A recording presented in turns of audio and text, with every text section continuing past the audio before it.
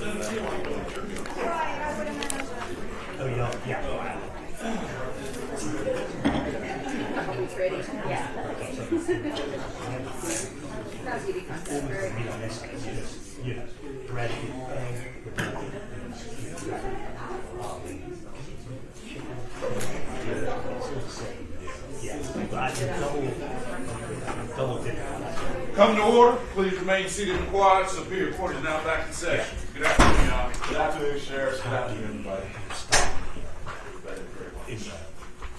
Security.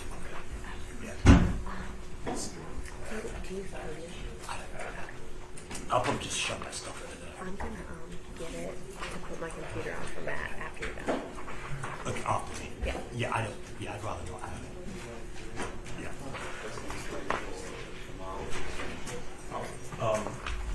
What were you saying? I'm gonna ask the judge if I can have a second after he finishes to turn on the TV and then put this stuff up there for you. And I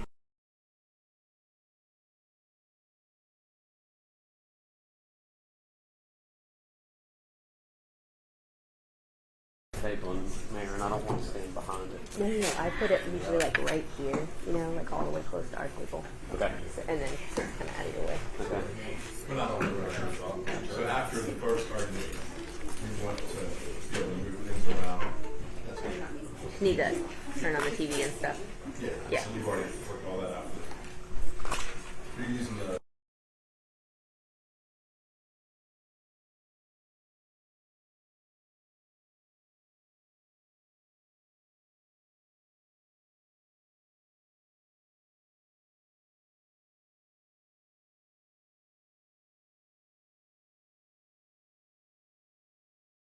From my cohorts, it's busy coming into the building. They're stuck in the security.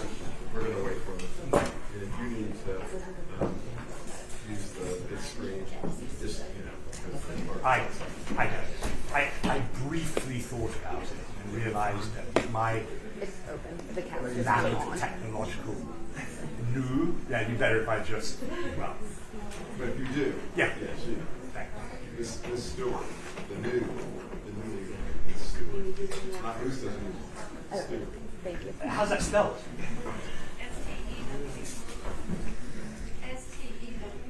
A-R-T. Good Scottish name. The Royal Family of Scotland. It is. Sorry?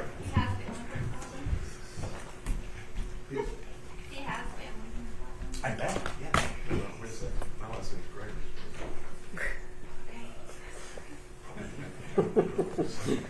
Hiding. Yeah, I Stop. Gregory. No, but that's not what you did. That's what you said. Yeah. Yeah, we use All right. computer right Yeah. here for this sort of stuff. Go on, I finish have a up. pen when you're talking about later that argument about the hair. The only other one I have Damn, I don't know. available We'll make sure. is this one. I want to see. I can put up there when Okay. you're I only wear it. Yeah. Judge Collins has matter. told me I can wear it Yeah. into his courtroom. I only wear it when I've got district court, and I'm not. The hair If, analysis yeah. is done and then passed on to DNA. Yeah. Oh yeah. Yeah. I mean, everything will be proper. It'll definitely be proper. Does that Yep. just feel like no? Yeah. This is just attached to her hand from the first. Yeah. Say about you, yeah. And then I can let- yeah. Because I know you want it. You see it too. I'd be fine with it. Good. Thank you. As long as you can get lively in one also. I mean, yeah. What's that? His kilt. Uh,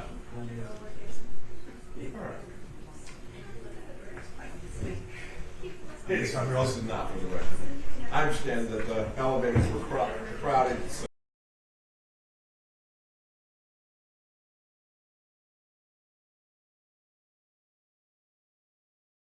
before we go back on, Madam DA and Mr. DA, you ready to go on the record? Yes, sir. yes, Your Honor. Mr. McWilliam and counsel, you ready? yes, right. And Ms. Foster, you get, let the record reflect that the defendant is back in the courtroom. Members in the gallery, y'all need to be quiet. Court is in session. Thank you, Sheriff. And the sheriff has let me know that we have all members of the jury. Madam DA and Mr. DA, are you ready for me to go to the jury? Yes, sir. Mr. McWilliam and counsel, are you ready for me to go to the jury? Yes, Your Honor. All right, Sheriff.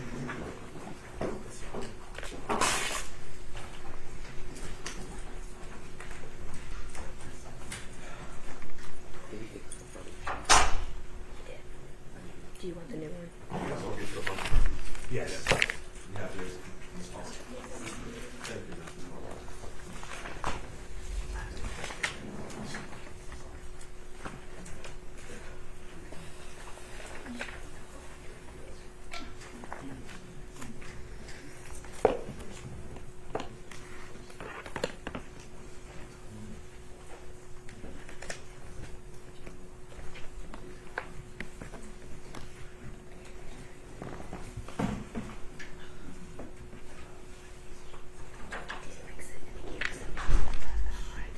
Okay.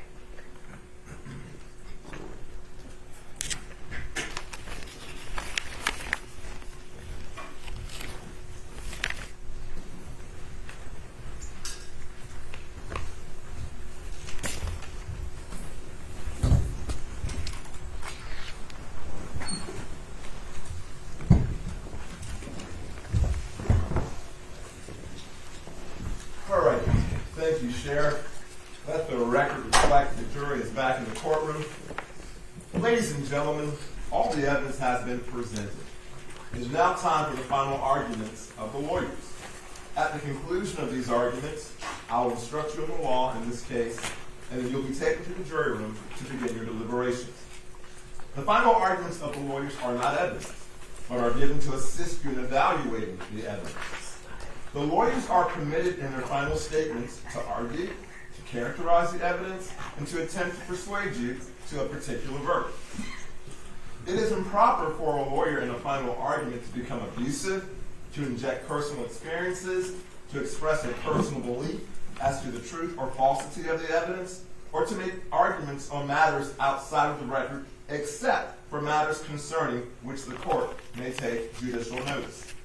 A lawyer may, however, on the basis of the lawyer's analysis of the evidence, argue any position or conclusion with respect to a matter in issue. Now, if in the course of making a final argument, a lawyer attempts to restate a portion of the evidence and your recollection of the evidence differs from that of the lawyer, you, in recalling and remembering the evidence, are to be guided exclusively by your own recollection of the evidence. Will there be a closing argument from the defense? Yes, there will, Your The Honor. jury is with Mr. McWilliam. Thank you very much, Your Honor. Yes, sir. Good afternoon. You've been with us for 11 and a half days now, so let's just get on with it. First question, where is Kaylee? Where was Kaylee during this trial? Why haven't you heard from Kaylee? Why not? Wouldn't you have loved to have heard from Kaylee, the person whose name was mentioned just as much as Erick's name and Christina's name in this case, Kaylee, potentially their best witness. Where is she? Not here. And why isn't she here? Why wasn't she here? Why didn't she testify? Because of them. It's because of them that you didn't get to hear from Kaylee. That's why you didn't get to hear from Kaylee. So here's what happened with Kaylee. We know that she was interviewed by Detective O'Neill the day after the murder. She was interviewed by him for an hour and 23 minutes before the interview that you heard about and saw with Detective O'Neill and Eric. And then there was another interview with Kaylee after that. You didn't get to hear about either of those two interviews with Kaylee. Right? You didn't. You got to hear about the interview with him, you got to see the interview with him, but nothing about Kaylee. I know what Kaylee told Detective O'Neill. I do. Because just because they have to provide us with all the evidence, they don't have to provide you with all the evidence. They can pick and choose which evidence they want to put in front of you and which evidence they don't want to put in front of you.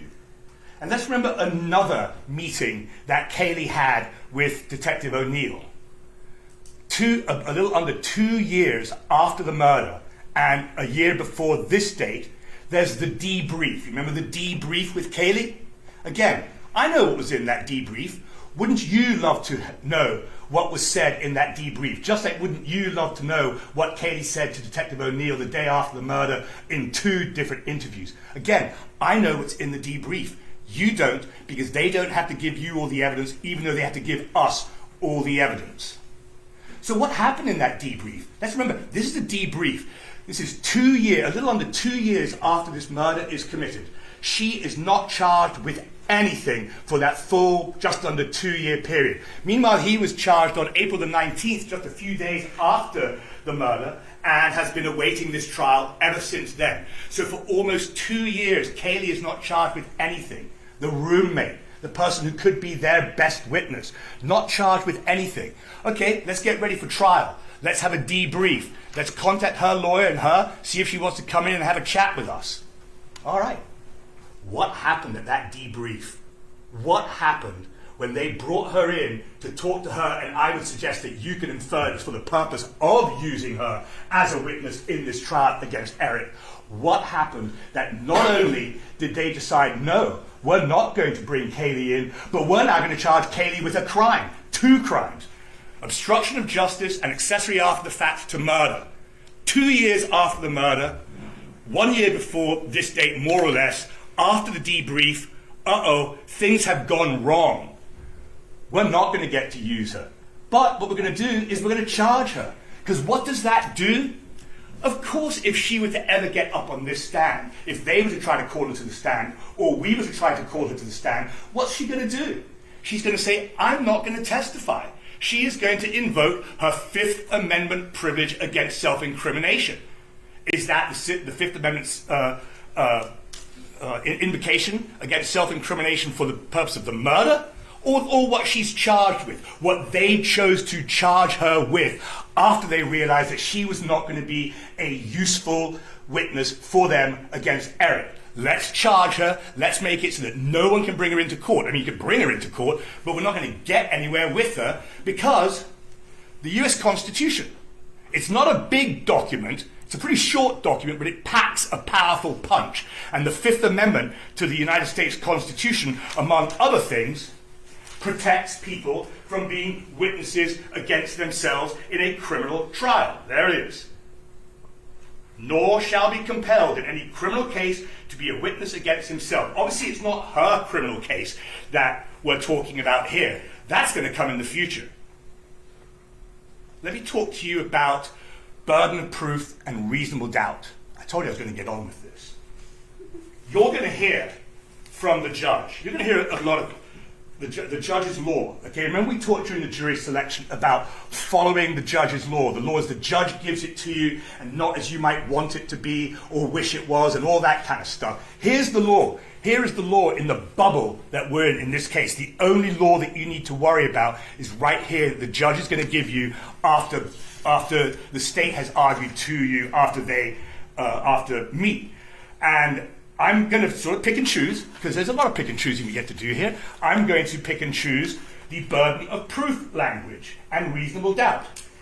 The defendant has entered a plea of not guilty. The fact that the defendant has been indicted is no evidence of guilt. Under our system of justice, when a defendant pleads not guilty, the defendant is not required to prove the defendant's innocence. The defendant is presumed to be innocent. The state must prove to you that the defendant is guilty beyond a reasonable doubt.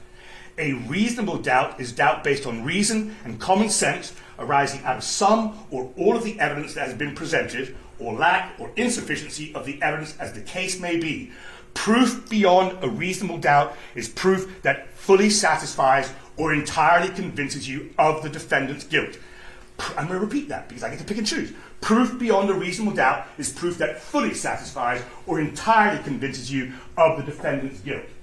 What that's telling you is that if you are anything less than fully satisfied or entirely convinced, you can't say guilty. You're not allowed to.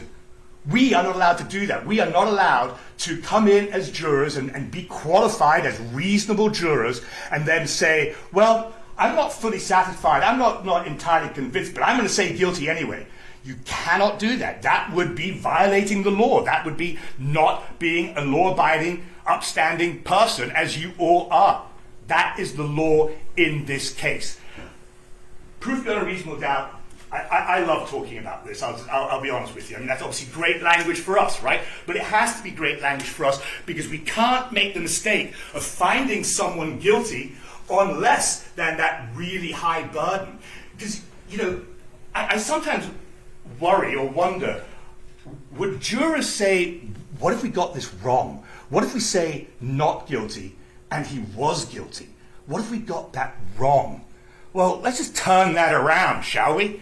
What if you get it wrong the other way round? What if you find someone guilty who's not guilty? That is the unforgivable sin in criminal law. That is not a mistake you can make, and that's why the burden of proof is so high. That's why you've got to be fully satisfied and entirely convinced. We're not at a probably, more likely than not. We're nowhere near that. We are fully satisfied and entirely convinced. And I want to read you something. It's boring watching someone read something, but I can't remember everything I'm going to say. But I want to talk to you about a guy called William Blackstone. As soon as lawyers and judges and law students hear the word William Blackstone, we all get excited. We love William Blackstone. William Blackstone was a famous and fantastic jurist from England, born in about 1720, died in about 1780, so he was living during the period of time of the Enlightenment that we, our founders, founded this country. And interestingly enough, William Blackstone was not in favor of American independence. He was what they call a Tory, not a Whig. The Whigs were on our side, the Tories were on their side. He was a Tory, but he was so well recognized as this legal scholar, this fantastic jurist, that there's actually a statue of him in Washington, D.C. We built a statue to William Blackstone in our capital, this guy that did not support our independence, because we have such a high regard for William Blackstone. And William Blackstone said a lot of different things. There's a thing called Blackstone's formula. And in it, Blackstone tells us, it is better that 10 persons escape than that one innocent suffer. It is better that 10 persons escape than that one innocent suffer. He's articulating that concept of proof beyond a reasonable doubt. You've got to be so entirely convinced of the guilt that you can't make the mistake of finding someone guilty who's not guilty, but you are actually allowed to find someone, I'm not saying allowed to, but it is just better that 10 persons escape than that one suffer. I'm not suggesting that he would be escaping, that he would be one of the 10 escaping. This case never rises to the level of proof beyond a reasonable doubt. Never rises to that level. But what's interesting is the idea, I'm going to read now to you from this little article, the idea subsequently, the idea of Blackstone's formula, the idea subsequently became a staple of legal thinking in Anglo-Saxon jurisdiction. That's us. There is also a long prehistory of similar sentiments going back centuries in a variety of legal traditions. The message that government and the courts must err on the side of bringing in verdicts of innocence has remained constant. Blackstone's phrase was absorbed by the British legal system, becoming a maxim by the early 19th century. It was also absorbed into the American common law, cited repeatedly by this country's founding fathers. Later became a standard, drilled into law students all the way into the 21st century. Other commentators have echoed the principle. Benjamin Franklin, there he is, Benjamin Franklin, stated, it is better 100 guilty persons should escape than that one innocent person should suffer. Again, you can't make that mistake. There it is again, Benjamin Franklin, a lot of people's favorite. Interestingly enough, that it goes back before Blackstone. The immediate precursors of Blackstone's ratio in English law were articulated by Matthew Hale about 100 years earlier, and John Fortescue about 200 years before that. So now we're talking the 1400s. These were both influential jurists in their time. Hale wrote, "For it is better 5 guilty persons should escape unpunished than 1 innocent person should die." Fortescue, in 1470, states that one would much rather that 20 guilty persons should escape the punishment of death than that 1 innocent person should be condemned to suffer capitally. Back then, pretty much everything was a capital crime. It's not just about death. It's about punishment. You don't make the mistake of punishing the innocent. Some 300 years before Fortescue, the Jewish legal theorist Maimonides wrote, "The Exalted One has shut the door against the use of presumptive evidence.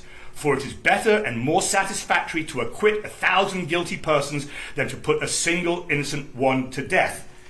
In Islamic culture, the Islamic scholar Al-Tirmidhi quotes the Prophet Muhammad as saying, "Avoid legal punishments as far as possible, and if there are any doubts in the case, then use them. For it is better for a judge to err towards leniency than towards punishment."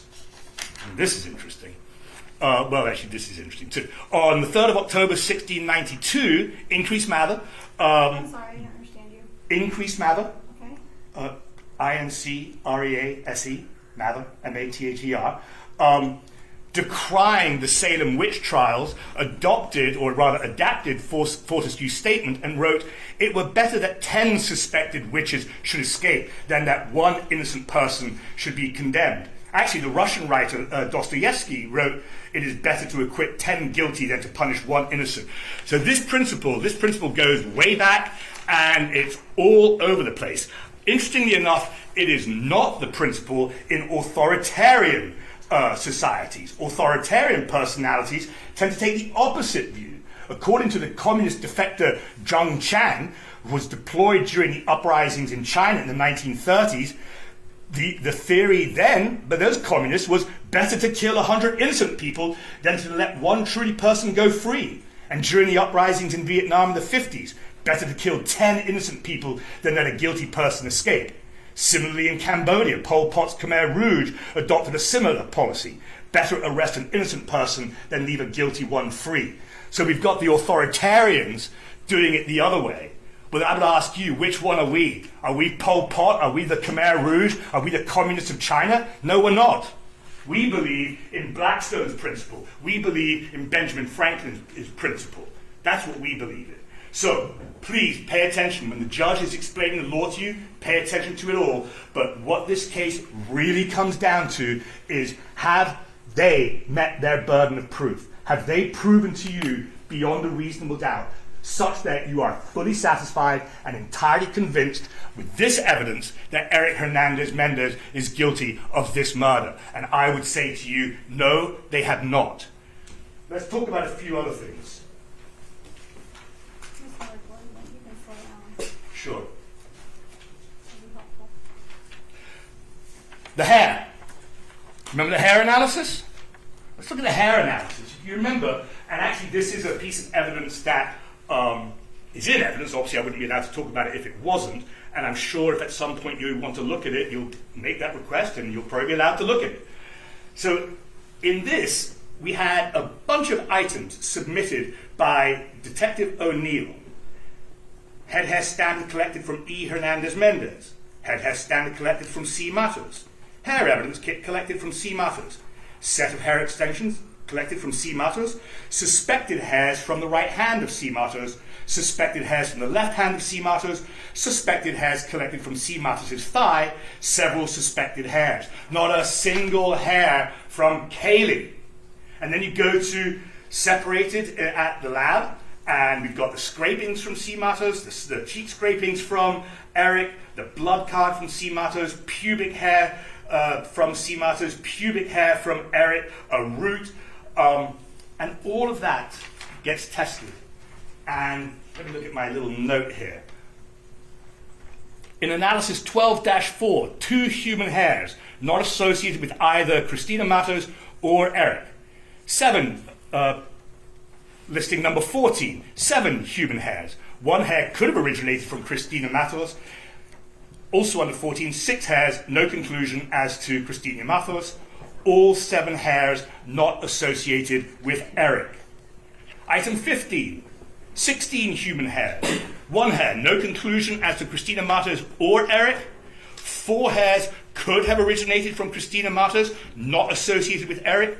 4 hairs could have originated from Christina Matos, not associated with Erick. 5 hairs not associated with either Christina Matos or Erick. Other hairs not suitable for comparison. Still waiting to see Kaylee's name on this. No, not yet. Item number 24, 6 human hairs. 1 hair consistent with Christina Matos. 3 hairs, no conclusion as to Christina Matos. All 4 hairs above not associated with Erick. 2 hairs not associated with either Christina Matos or Erick. And finally, line number 34, 10 human hairs. 1 hair could have originated from Christina Matos. 1 hair, no conclusion as to Christina Matos. Both hairs above not associated with Erick. 5 hairs could not be associated with Christina Matos or Erick. No Kaylee Lynch. No Kaylee Lynch. And then if you look back at the actual form, down at the bottom of that first page, a hair standard was not provided from K. Lynch Firicano. Why not? Why not? I'll tell you why not. Do you remember when I was asking Detective O'Neill to look at the very top page of his first report, and I either read to him or I asked him to read to you what it said, and it says that a suspect was developed. And I said, is that suspect Erick Hernandez-Mendez? Yes, it is. That's exactly the point here. They developed the suspect, and then they build the case against the suspect. They're making the murderer. Anything else that might potentially come into their vision, they're not interested in. Once they have developed that suspect and they just want to build a case against that suspect, they're blinkering themselves. They are intentionally not looking at anything that will deviate from that suspect that they have developed and that suspect that they're trying to build a case against. So they don't want any. Once they've made that decision, we don't care about Kaylee. However much stuff comes in about Kaylee, we don't want to hear about it. In fact, don't even get her hair standard sample so that we can compare hairs that were found on Christina Matos in other places and rule her out. Or maybe not rule her out. Why? Why is there no hair sample collected from Kaylee? Because they don't want it. It doesn't fit their narrative of the case that they're building against him. The case they're building against him. So this isn't the scientific method. This isn't even the legal method. They're not seeing where the evidence takes them. They're not seeing where the law takes them. They're not seeing where the facts take them and then decide, okay, based on our investigation of everything in this case, that's who our suspect is, or those who our suspects are. No, let's develop a suspect really early on. Remember, he was charged on April the 19th, 2.5 weeks or whatever after the murder. And Kaylee not charged until whatever happens in that debrief. They decided that's all we want. We're going after him. Don't give us anything else because it deviates from our narrative. That's the one we're building the case against. We don't want anyone thinking about anyone else. Even the most obvious other suspect in this case, Kaylee. Again, they have to give us all the evidence. They do, but they don't have to give you all the evidence. You don't have to. They can choose to try their case any way they want.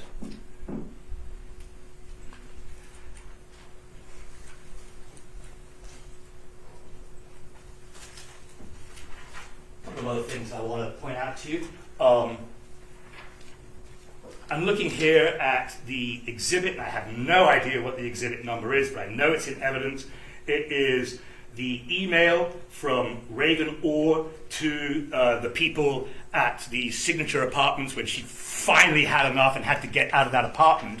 And in a roommate group chat, Katie threatened to sue Jada if she added her back into the group chat, asking her to clean up her mess.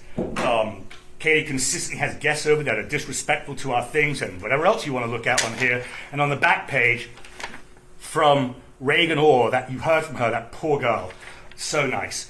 When Kaylee is at fault for something, she consistently puts the blame on someone else. She writes, it's impressive how she finds a way to make her problems not her problems. She is always lying and placing blame on others. So beware. We know that when she is contacted, she will try to flip this story around. Why? Why do they not investigate Kaylee? Because it would muddy the waters for them. It would mess it up. I mean, here's what should happen in this case. You should find Erick Hernandez-Mendez not guilty because he's not guilty, because they have not proven his guilt. And he had the guts to get up on the stand and talk to you. And they still couldn't trip him up. They were trying so hard yesterday to try to get him on some kind of motive, like maybe you're not really gay, maybe you're bisexual, maybe you've looked at straight and gay porn. I don't want to talk about what people's habits are when looking at porn. I can't remember what the other theory was, jealousy of some sort. They just can't find the motive. They can't. They're trying. They want a motive so bad. And actually, you're going to hear a motive instruction from the judge. I might as well read it to you. But the problem is, I don't know what they're going to say. Here's why I have to argue first. Okay, in North Carolina, when the defendant puts on evidence, the defendant doesn't get to argue last. When the defendant does not put on evidence, the defendant gets to argue last, which means they have to argue first. And there's a perceived advantage to arguing last because that's the last argument that you hear. You're going to get to hear from Mr. Lively after you hear from me, and he already has an idea of what he wants to say. And if he's anything like me, when I know I'm arguing last, I'm listening to what that first arguer is saying. Say, ooh, I'm going to pick that apart, and I'm going to pick that apart. But the fact is, the reason it works this way is because we put on evidence, we lose the advantage of arguing last. I don't even know if there really is an advantage. We're told there's an advantage. We're sometimes also told there's an advantage to getting something in early. Like when I got up here and said, where's Kaylee? Let's get that in early. There's primacy and recency, that sort of thing. But you know who you really hear from last? The person that you hear from last is the man, the judge, the entity that gives you the law in this case. You don't have to worry about anything other than what's in here. So let's look at this motive instruction that you're going to hear.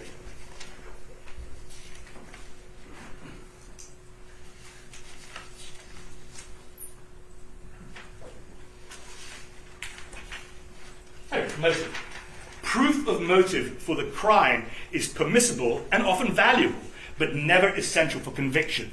When you hear what the elements are of first-degree murder, you're not going to hear the word motive, because motive is not an element to the crime. Certainly, the existence of motive can help them. The lack of motive can help us. That makes sense, right? So the judge will go on to tell you, if you are convinced beyond a reasonable doubt that the defendant committed the crime, the presence or absence of motive is immaterial. Motive may be shown by facts surrounding the act if they support a reasonable inference of motive. When thus proved, motive becomes a circumstance to be considered by you. The absence of motive is equally a circumstance to be considered on the side of innocence. So I'm interested to see what the state is going to talk to you about motive. I think, are they going to say, oh, here's the motive? Or are they going to acknowledge there is no motive? I really don't know. I'm interested to find out. I'm sure you are too. But I suspect that they might try to talk about motive based on those questions that they were asking Erick yesterday, trying so desperately to find a motive that they just couldn't find. The judge is going to give you other instructions as well. Credibility of the witness. Obviously, I'm not going to read all these to you, just like I'm not going to go over all the facts of the last 2 weeks. weeks. You know what the facts are. You heard them from that witness stand. You've been taking notes. Everyone has shown up on time. No one has tried to bow out of this case. We know you're doing your job. There's no point in going through every witness's notes that I've got, and she said this, and he said that, he said the other. You know what the facts are. This case is a reasonable doubt case. That's what it is. So the judge is going to give you a whole bunch of instructions. Credibility of witnesses is one of them. Please pay attention to that law just like you do every other law. Weight of the evidence.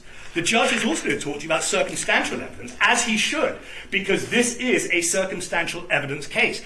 And this is actually good language for the state, actually. Circumstantial evidence is interesting. I don't know if you remember, I used to watch these programs, these American cop programs from the 1970s, like Kojak and stuff. And someone's like, it's all circumstantial, it's all circumstantial. But guess what? Circumstantial evidence is good evidence. He's going to tell you there are two types of evidence from which you may find the truth as to the facts of a case: direct and circumstantial evidence. Direct evidence is the testimony of one who asserts actual knowledge of a fact, such as an eyewitness. Circumstantial evidence is proof of a chain or group of facts and circumstances indicating the guilt or innocence of a defendant. The law makes no distinction between the weight to be given to either direct or circumstantial evidence, nor is a greater degree of certainty required of circumstantial evidence than of direct evidence. You should weigh all the evidence in the case. After weighing all the evidence, if you are not convinced of the guilt of the defendant beyond a reasonable doubt, you must find the defendant not guilty. So, of course, this is a circumstantial evidence case. There's no one that is coming into court and saying, this is what I saw, and Kaylee's not coming into court and saying, here's what happened immediately prior, here's what I might have heard, here's what I might have said, and you're going to hear from Kaylee, right? So all we've got is the circumstantial evidence, all this evidence that they've put in to point the finger at Eric. It's not direct, it's circumstantial, but just as the judge says, the weight is the same, no need more certainty of one or the other. And yeah, there is tons of circumstantial evidence against Eric. In fact, this morning when the district attorney was cross-examining Eric, she went through this it was really, really good. I mean, it was well done. There's a lot of repetition, but it's slightly different. It's like effective cross-examination. But all that did was provide circumstantial beyond a reasonable doubt of what he's actually guilty of, which is obstruction of justice and accessory after the fact to murder. That's what the circumstantial evidence in this case points to. And he's guilty beyond a reasonable doubt of that. You're not here to decide that, but he is. I mean, I think that when you come back with the only verdict that this evidence would allow you to come back with, which is a verdict of not guilty, that they will then turn around and charge him with accessory after the fact of murder and obstruction of justice, as they should. Because he just got up on the stand and swore to tell the truth and told you all about how he committed those crimes. And then what they need to do is dismiss those same charges that they strangely brought against Kaylee after they realized that she was not going to be useful to them, and charge her with the first-degree murder of Christina Matos, which is what she committed. That's what this evidence is, and that's the conclusions that you should come to. You don't have to worry about all that stuff. Or your only concern here is, what's going to happen to Eric if we find Eric not guilty? Not your concern. What's going to happen to Kaylee if we find Eric guilty or not guilty? Not your concern. There is only one question that you're being asked, and that is, have they proven beyond a reasonable doubt that he is guilty of this murder with all of this evidence and this lack of evidence? Of course it hurts that he's lying all over the place. He's lying to the family. He's lying to Detective O'Neill. And of course, they're going to argue to you, well, he lied to Detective O'Neill. He lied to the family. He's a liar. He lied so that he could get the false marriage certificate and that whole immigration process. He's a liar. He must be a liar. First of all, he wasn't under oath when he was telling those lies. Secondly, he was under the stress of what he had just seen Kaylee do, and under the stress of this, I can't call her a name, this person who is terrifying and nasty and mean and bigoted and awful, terrified of the threat that she made to him about hurting his family. Terrified.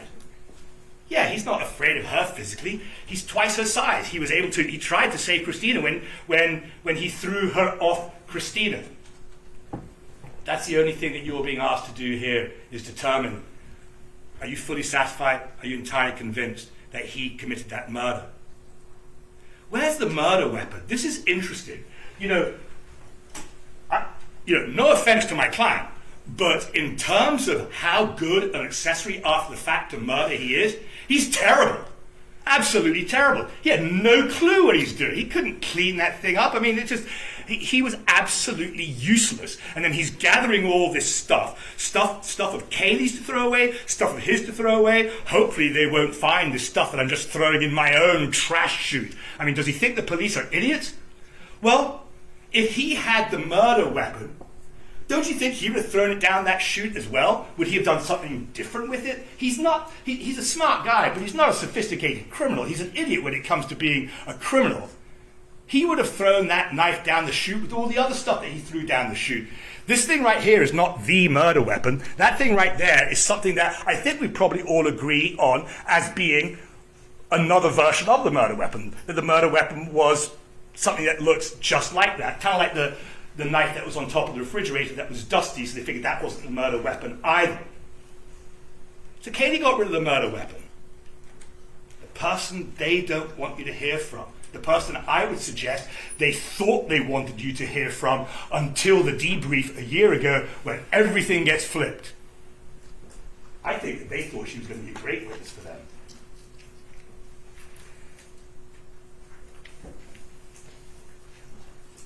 Talked about the hair. These fingerprints, the ridges. Was there any testimony that they compared any of that evidence with something of Kaylee's to either rule her out or rule her in? Again, just like the hair, no. Because they don't want to do that. That deviates from their narrow perception of what this case is all about. Not really what this case is all about, but they just want you to think this case is all about, which is all on him. Ignore everything else. Don't pay attention to anything else, and we're not going to give you anything else to pay attention to. But I'm sure as heck going to point out I can't point out what you don't know because we can't get it into evidence because we've already talked about why it can't come into evidence. So all I can do is point out the fact of them not wanting you to know things. Remember that question? I didn't know I was going to be doing this with Detective Sergeant Tripp. That series where I realized, I'm not going to be able to get any of Kaylee's statements in through Sergeant Tripp because they're all hearsay because we know she's not going to testify. So what I did was, you remember this? I counted up the number of statements she made per paragraph. And he said, yeah, there's 7 on that one, 5 on that one. There's one actually where I miscounted, and he counted and said, no, there are more than what you say. So I counted up the number of statements, the number of questions and statements that there were to Sergeant Tripp. That was actually from Yolanda. 43 of them. For some reason, there were 43 statements that Yolanda made to Detective Tripp that they didn't want you to know about. Just like everything that Kaylee said to Detective O'Neill on that day, and just like twice, and just like Kaylee's debrief 2 years later, a year before this.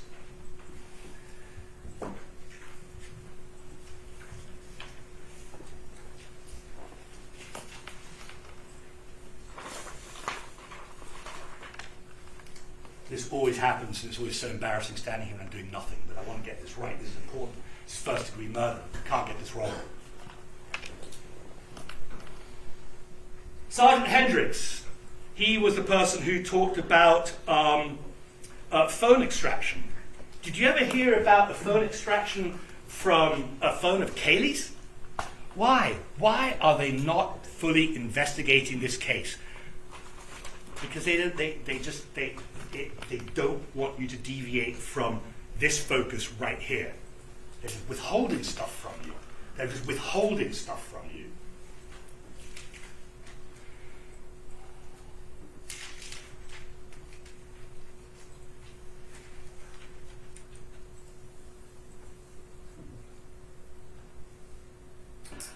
So, we heard from Mr. Pike. I forgot. Is Mr. Pike an officer?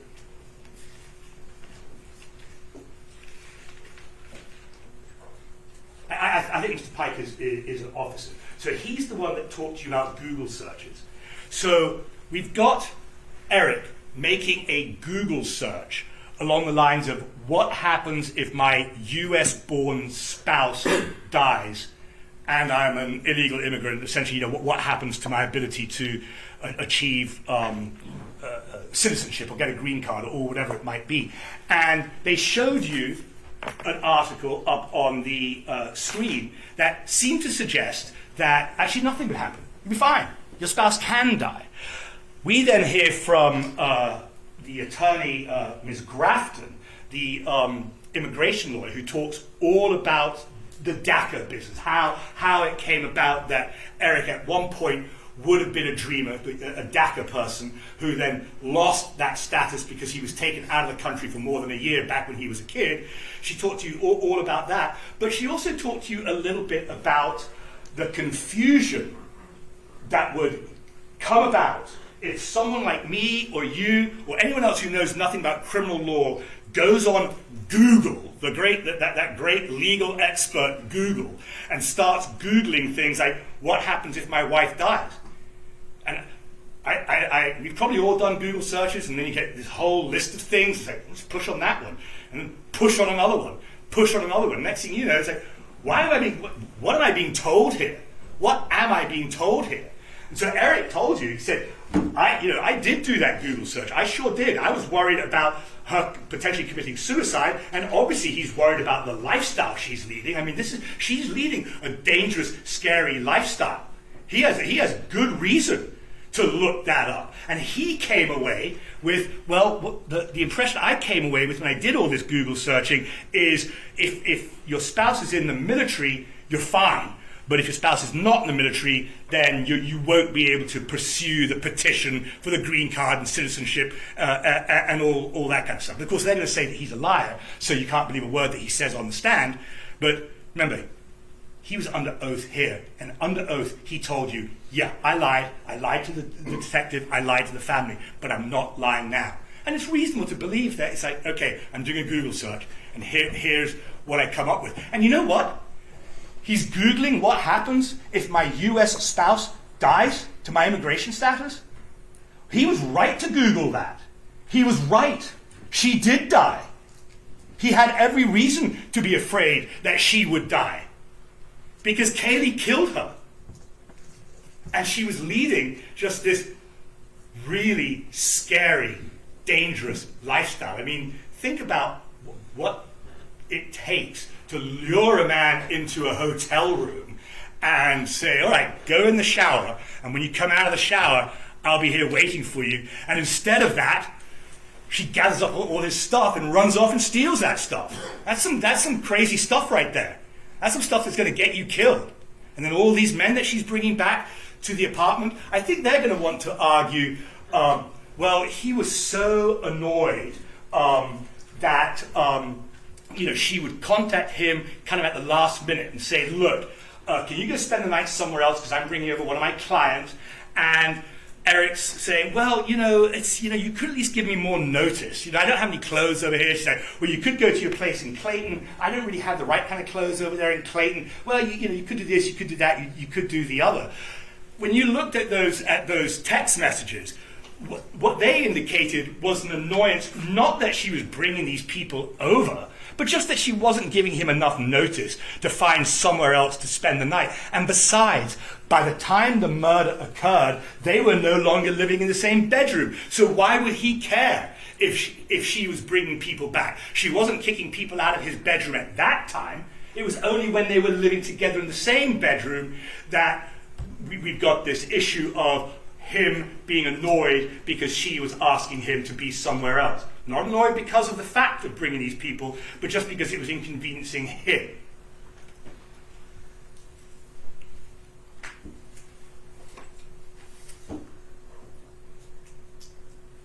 Agent failed. So it turns out that there was a hamper of clothes that were in Kaylee's bedroom.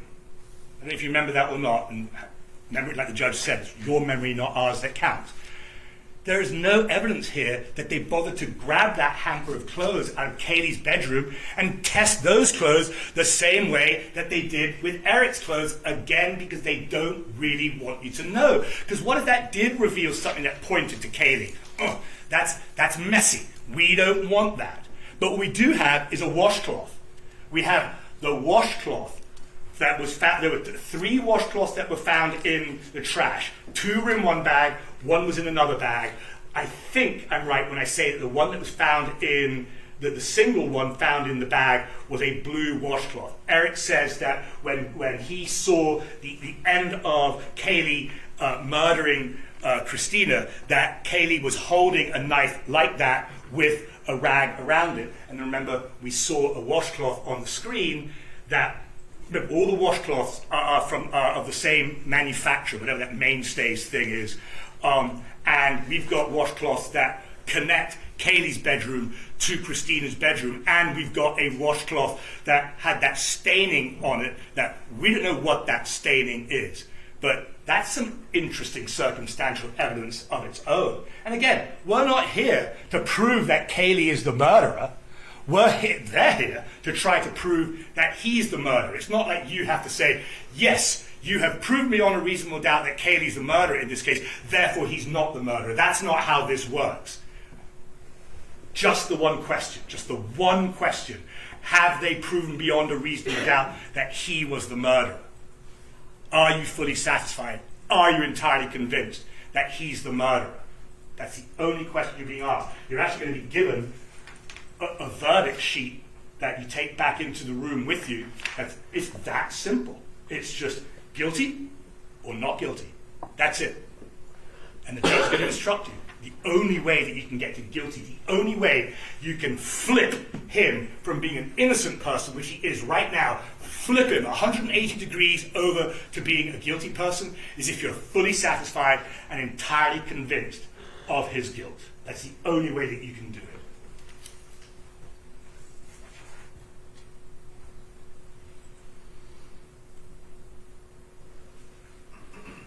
Agent Snyder. That was a washcloth person in itself. But to me, what was interesting about Agent Snyder is asked to take pictures of Erick's car. Anyone ever asked to take pictures of Kaylee's car? Again, they are willfully excluding Kaylee from this investigation rather than just seeing where the evidence takes them. They developed him early. They built the case against him. They kept building the case against him. They brought Kaylee in. I'm sorry to keep circling around, but I'm going to do it. You know, I got to hammer this home. They bring Kaylee in a year ago for a debrief. Something bad happened to the debrief, obviously, because everything, talking about 180 flip, everything flips after that. She then gets charged with what he's guilty of so that she'll never get on the stand and talk to you, so that you don't get to find out what it is that she said. On 3 different occasions. The 2 interviews with Detective O'Neill and the debrief itself.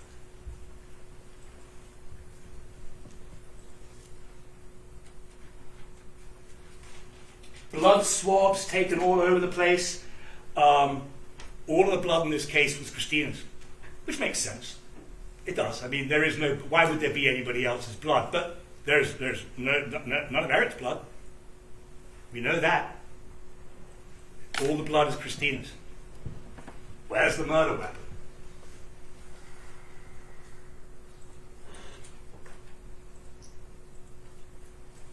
Speaking of that blood swab, you remember the dark picture that I kept putting up there?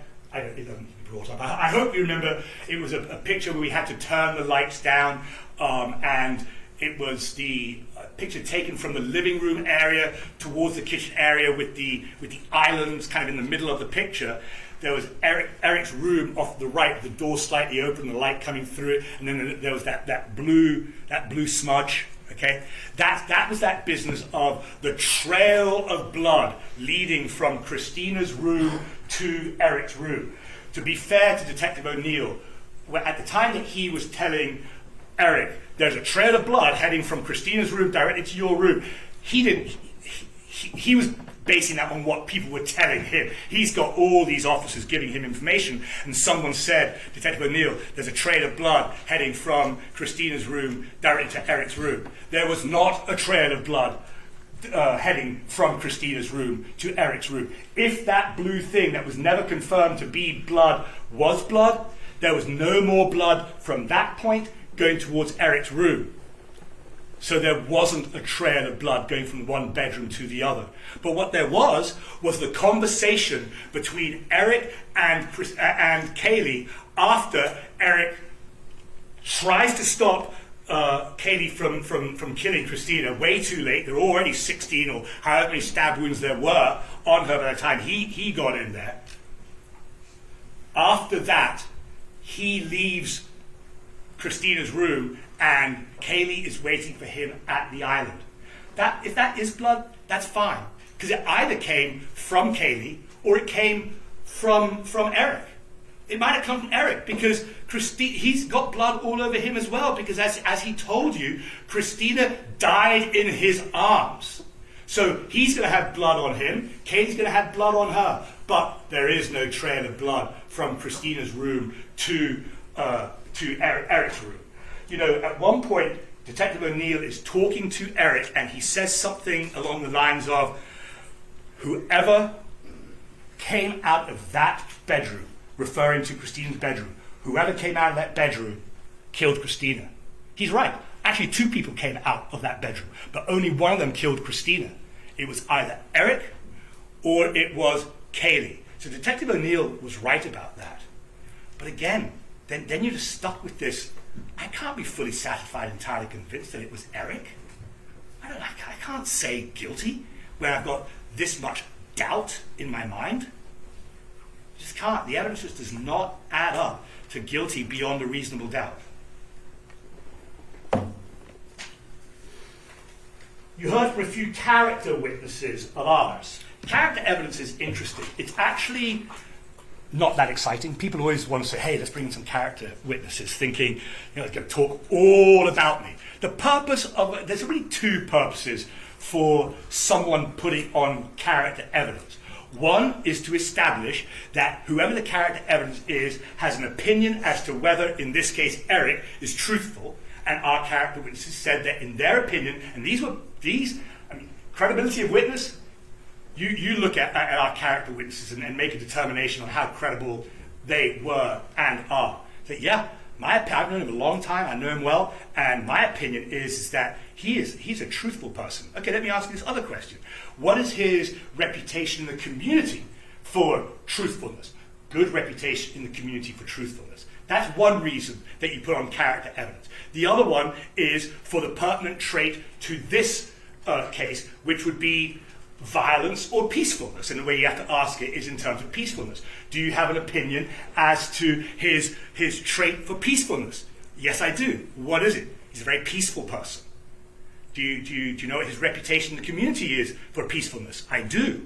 His reputation is peacefulness. That's why you put on character evidence, okay? We just want to get that into evidence, okay? 'Cause it's important, right? People, credible people who know him well enough, who are able to tell you, yeah, he's a truth teller, and no, he's not a violent person, yes, he's a peaceful person. That's very useful for you in determining whether they've proven beyond a reasonable doubt that he's guilty of murder. The other reason that you like to put on character evidence, and this is the more risky one, is the rule in criminal law is that they can't attack his character. They can't say anything about his character unless, and there's one big unless, and that's if we put his character into evidence. If we decide to put his character into evidence, that's called opening the door. And they can walk through that door with all sorts of bad stuff to say about him because we decided that we were willing to talk about character. And did you hear them or watch them walk through a door with anything about Erick that would counter these credible people's assertion that he's truthful and peaceful and that he has the reputation for truthfulness and the reputation for peacefulness? No. We opened the door knowing that there was nothing that they could walk through that door with. Nothing.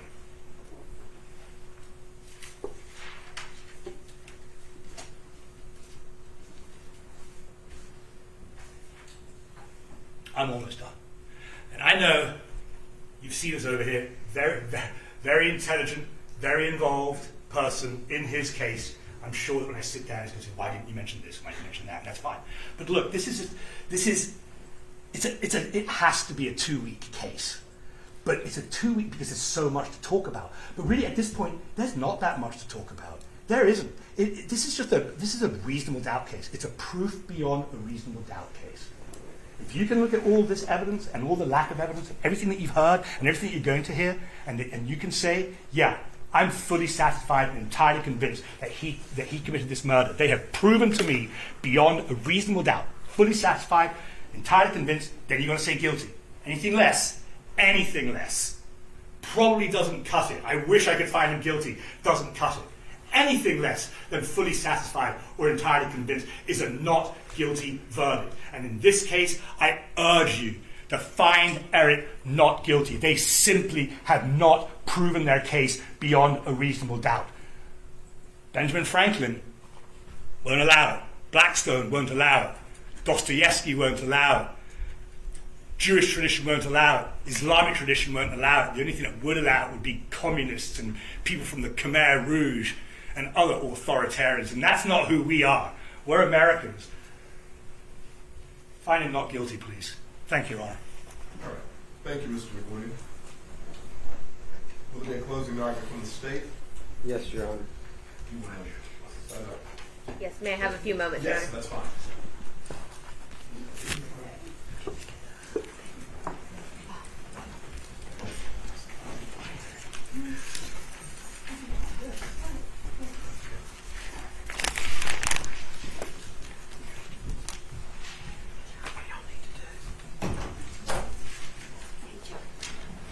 Oh, sorry.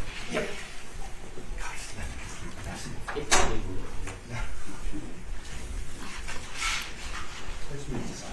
don't need it. Okay. Where's the pointer? Where's the pointer?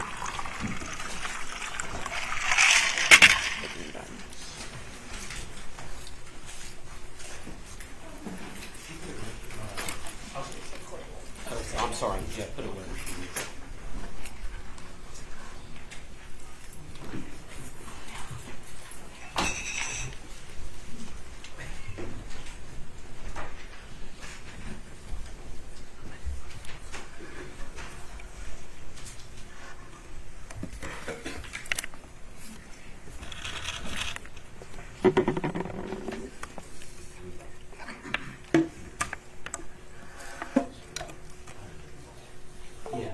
Ladies and gentlemen, we're not on the record. I'm going to inquire. You know how I take our breaks and so forth. I told you earlier today I wouldn't give you times today as far as when you would do certain things in anticipation of us getting to this point.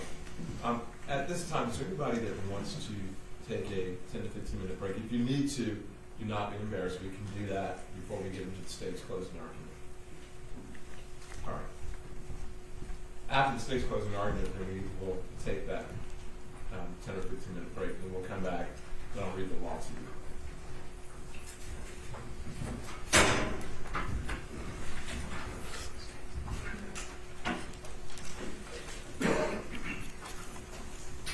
Thank you, Your Honor.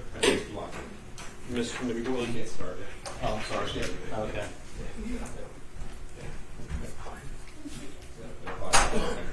Right. Judge. Yes. Just let me know when you're ready, and we'll go back on the record.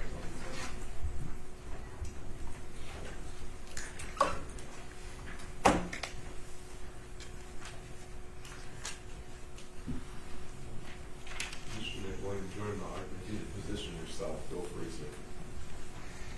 Thank you.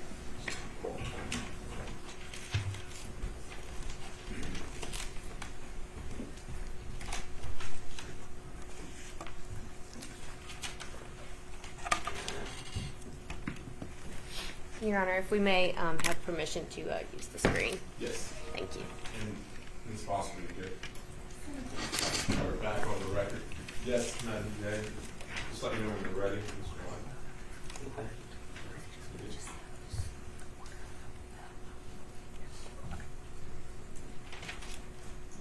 Thank you, Your Honor. Mr. McWilliam. Yes, sir. Erick Hernandez. It was all a lie, a script, an act. His words. This was a sham marriage. I only lied about Christina and the murder. You're the sole judges of the believability of a witness. You must decide for yourselves whether to believe the testimony of any witness. You may believe all, any part, or none of the witness's testimony. In deciding whether to believe a witness, you should use the same test of truthfulness you use in your everyday lives.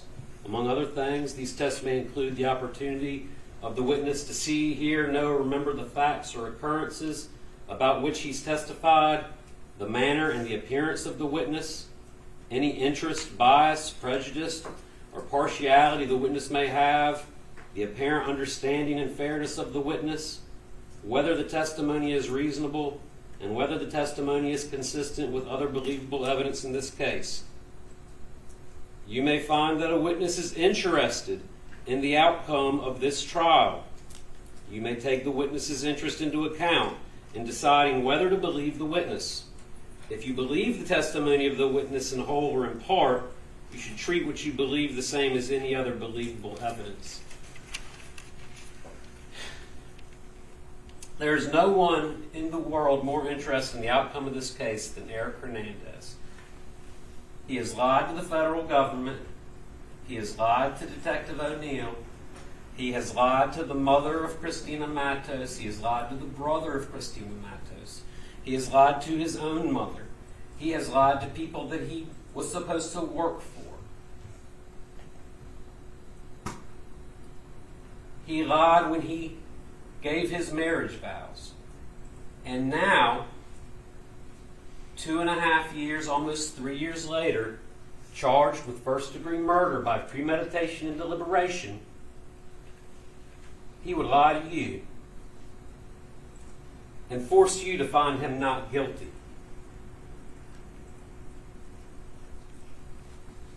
I'm going to ask you, just right out of the gate, as we get started, whether or not you can believe anything the defendant says.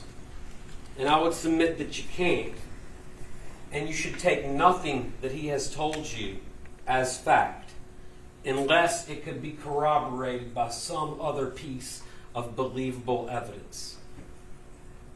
The defendant has given you no reason to believe a word he said about this. And in fact, he needs you to believe his lies because you now are his golden ticket. You and Kaylee Lynch. I'm going to get into the PowerPoint presentation we had, and I know you've been here a long time, so I'm going to try and get through it as quick as I can. But Mr. McWilliam is right. I get to sit there and listen to him, and he tries to anticipate my arguments. He's done that to a large extent. But again, the defendant doesn't have to prove a thing as he sits there now, or as at least he sat there at the beginning of this case before we presented evidence. He was presumed to be innocent. He's guilty now. He's guilty of first-degree murder. And now is the time that Ms. Newton and I talked to you about when we're going to come and ask you to do your duty as jurors and find him guilty.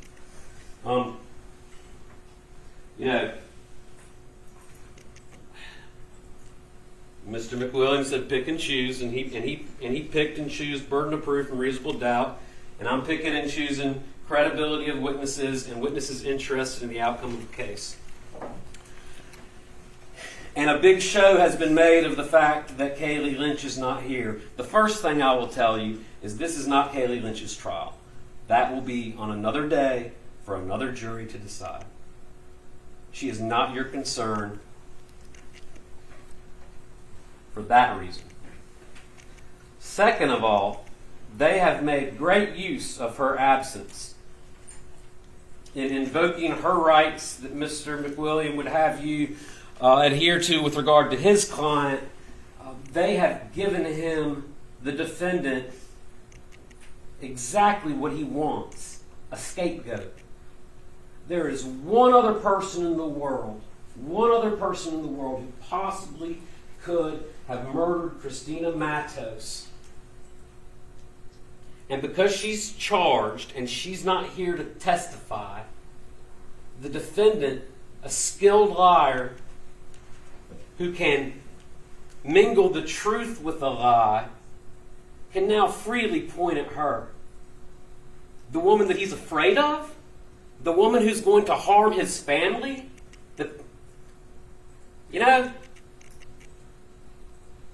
She went to work after she committed this gruesome murder, whether it's over a muffin or a thermostat or a basketball player, according to the defendant, whom you cannot believe. She goes to work for 8 hours. 115 pounds. He's thrown her off of Christina and then says that she dies in his arms, which may be the truth. She died at his hands.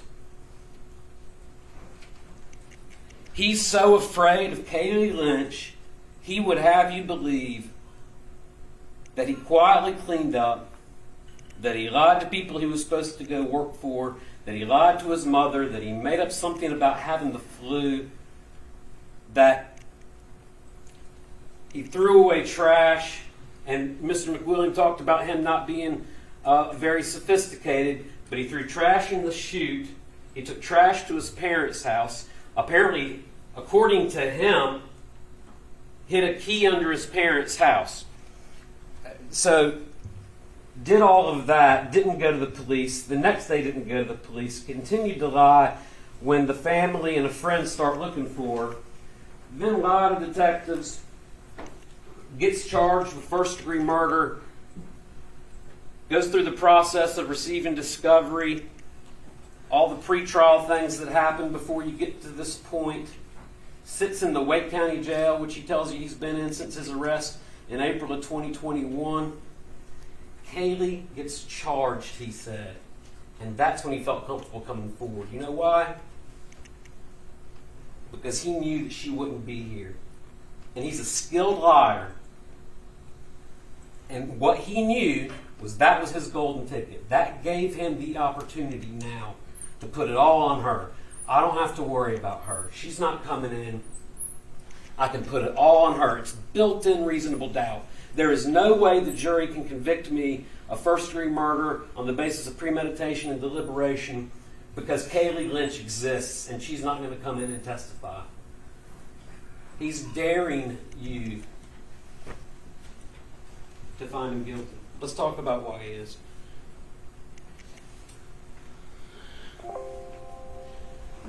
Mr. McWilliam talked about proof beyond a reasonable doubt. Proof beyond a reasonable doubt is proof that fully satisfies and entirely convinces you of the defendant's guilt. And there's not a formula for that. And this is why we spend so much time in jury selection, is we're looking for people who can use a reasonable doubt as a doubt based on reason or common sense, arising out of some or all of the evidence that has been presented, or a lack or insufficiency of the evidence, as the case may be. Reason and common sense. We told you you had everything you needed to decide this case, that it would be given to you by the state in the form of evidence, testimony of witnesses and things like that, and the law from the judge, but ultimately you would use your reason and common sense, your ability to tell the difference between a truth and a lie, to read between the lines if you need to understand circumstantial evidence if you need to, and tell us what the truth is. And I understand it's hard given what you've heard in here, but we have given you what you need to find the truth in this matter. Now, there is circumstantial and direct evidence. The defendant knows that. He knows that because he's come in and admitted that he's guilty of accessory after the fact to murder. Why has he done that? Because the direct evidence clearly shows that. I think we said the cameras don't lie. You see him on the cameras taking the trash out. He was always good at taking the trash out. He took the trash out to the trash chute, dumped it out. There are Christina's fingernails that have been ripped from her nail beds, hair extensions, blood, her cell phone. all types of stuff, just murder garbage. It's on video. He can't concoct a story around that. So that direct evidence, that is direct evidence. What is circumstantial evidence? Well, it's him having the only access to Christina, the types of things that he searched on his phone, the circumstances that led to them getting married, and then shortly thereafter had Christina telling him that she didn't want to have anything to do with him, and that he should only deal with her regarding business. And you heard him tell Detective O'Neill that he no longer trusted her. And think about that. He no longer trusts this woman who he has engaged in a sham marriage, defrauding the federal government, something for which he could be prosecuted and deported. And now she hates him and doesn't want to talk to him, and he doesn't trust her, and he owes her $10,000.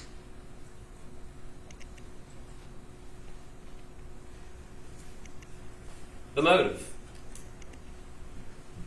It's fortunate. The defendant has told you that this marriage was a sham. And again, I don't want to talk about anything he says because I don't think that you should necessarily believe any of it.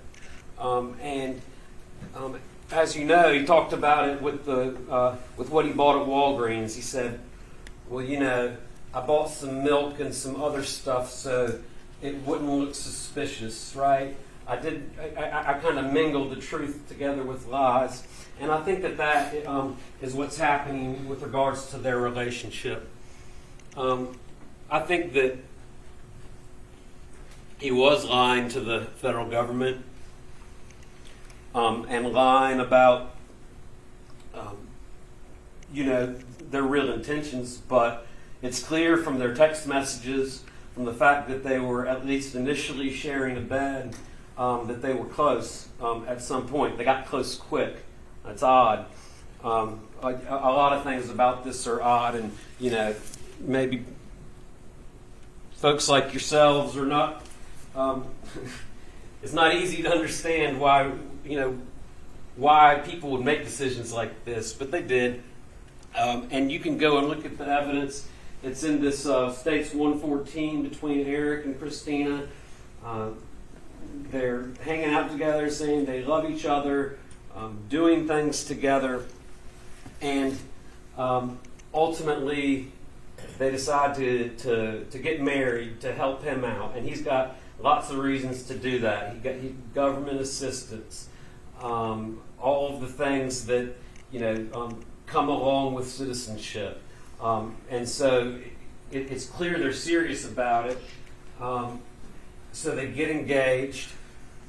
They take their fake marriage and also use that to lower their rent at the signature because he needs to move in with her to prove to the federal government that their marriage is legitimate. And then what happens is Christina has this lifestyle that doesn't include him sexually. You see her texting him, please don't come home, I've got a client, or I'm entertaining some people. Would that be an annoyance? Would it hurt his pride? Would it, we don't know what it would do. And you can't trust what he's told you it did to him, but you can at least consider that. And then she's constantly asking him for money. And I'm sorry, I'm terrible with PowerPoint. I get ahead of myself, but again, just to reiterate, this is sort of the beginning of their relationship together, and there are pages and pages, and I know that you don't need to read all of them, but they are here for you to look at if you do. Talking about the ring, things like that. Happy Valentine's Day, I love you. and then it takes a turn. Can you wait to come home? You know, I've got a guy coming over. You got to go back to Clayton and sleep. You know, maybe once it's an annoyance. You know, maybe it really starts to bother you. And maybe if you're not gay, maybe if you do have feelings for this girl that you told Detective O'Neill that you were an 8 out of 10 and had real affection for and believed was beautiful and was beautiful by all accounts,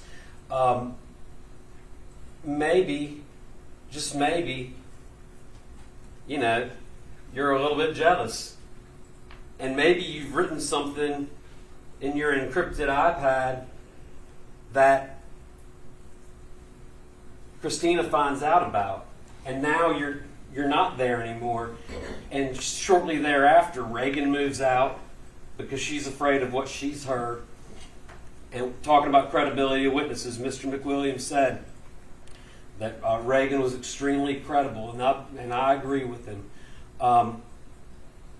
Randomly placed with these folks, didn't have really a dog in the fight. And so when she tells you that she heard Christina and Kaylee talking about this journal, and you have to weigh whether or not that existed against the defendant getting on the stand and under oath telling you that he absolutely did not do that, that journal existed. That journal existed. Don't take anything he has told you at face value. And so, but that also adds to the motive. And now she doesn't want to be around him anymore. But he still owes her money. They're still on the lease together. And you heard Jordan say it, she's persistent. Christina wanted her money, and she would stay on him about it. You're in Sanford. When are you coming back? I'll come there. I need my money. You got to give me what you told me you would. I want all of it. This guy's working 60, 70 hours a week according to him, going to school according to him, being a good guy, not hanging out with the wrong crowd. And this girl is bringing guys over and sleeping in his bed, wearing all types of expensive clothes, having him order her pizza while she entertains another man in his bed. Can't hold a job, and you got to give me my money. Folks, that is motive. That is motive. First of all, whether he's gay or not, it's motive. And I don't think that you need to accept anything that he has told you as the truth. And then, the day after they're married, the honeymoon is over. To be honest, Eric, I'm only doing strictly business with you. Don't talk to me at all unless you need me for something specific. He doesn't trust her. He has put in with her. They have gotten married. He is putting his hopes and dreams, and he is a dreamer, although he's not eligible for DACA, but he really cooked this up, that his partner he can no longer trust. She doesn't want to have anything to do with him, and she knows something that could get him deported, get him put in prison. And you heard him tell Detective O'Neill during his interview that he was not going to federal prison. April 3rd, again, there's only two people in the world, the defendant and Kaylee Lynch, who had access to Christina. She comes home at 3:10 a.m., I think from Jonathan's is what they said. And she uses her phone for the last time. She's on Instagram, things like that, turns it off. 9:17 a.m., Kaylee leaves for work. And you see her there, she's dressed for work. You know, reason and common sense. Ask yourself, is it reasonable to think and believe that she would have stabbed the victim 16 times, transecting both of her jugular veins, gone and cleaned herself up to go do lunch at the ale house? You know, proof beyond a reasonable doubt, fully satisfies and entirely convinced you is based on your reason and your common sense.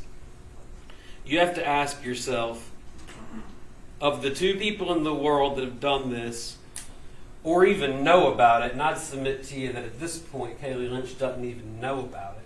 Because did she know that there was a dead body in her apartment? Maybe she would have done something else other than going to work, kind of like what the defendant did, would have called in and tried to handle business. But no, she goes to work at 9:17 a.m. At 11:30, Erick takes out the trash. The murder trash I mentioned, and there's, again, fingernails where her, have been ripped from her nail bed, blood, hair extensions, and you see him going the other way towards the trash chute. Detective Harmon and I think Stacy Snyder talked to you about that. It's not everything, but it's some of the stuff. And you see him right there at 11:30 taking out the trash. He then leaves at 12:02, backpack in tow, teal shirt, and goes to Walgreens. Pays in cash, buys other things. He tells you he bought those other things because they had come up with a story. I guess the milk wasn't really needed. He wasn't really sick, according to him. And so that's what he does in an attempt to clean up, and then comes back home at 3:25.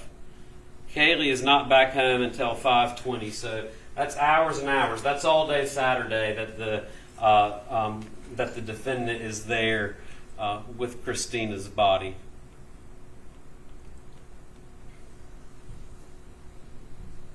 And again, you see the cleanup, and this is direct evidence. He knows, he can't hide from that. We really have him hand in the cookie jar. We're talking about circumstantial evidence. Hand in the cookie jar is direct evidence. Crumbs on the face is circumstantial evidence. This is direct evidence.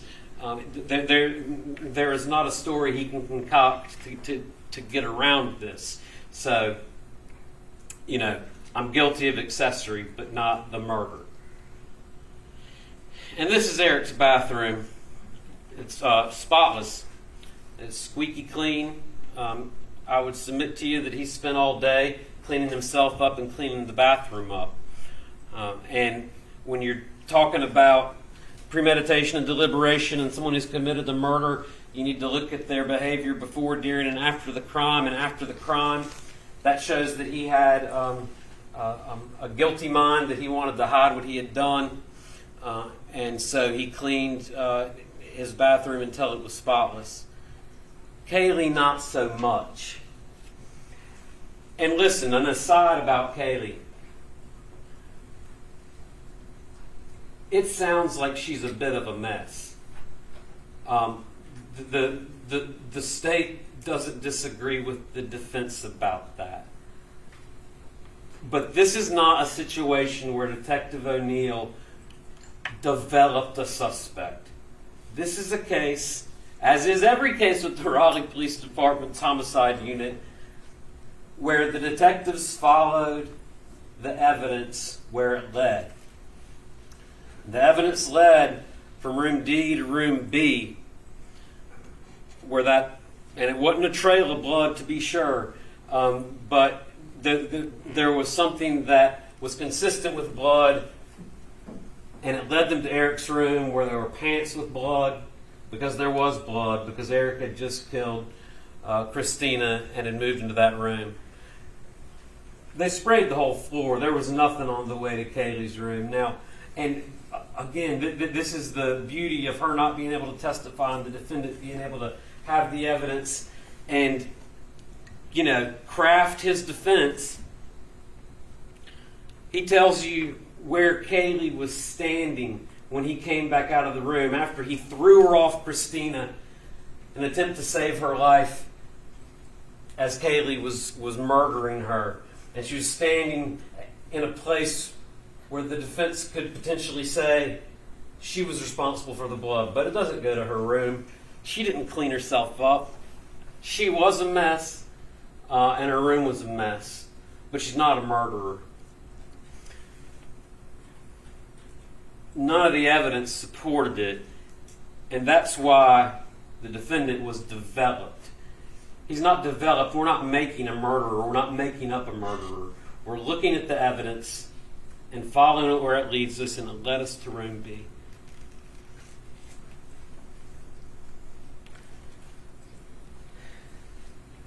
I've gone on and on about it.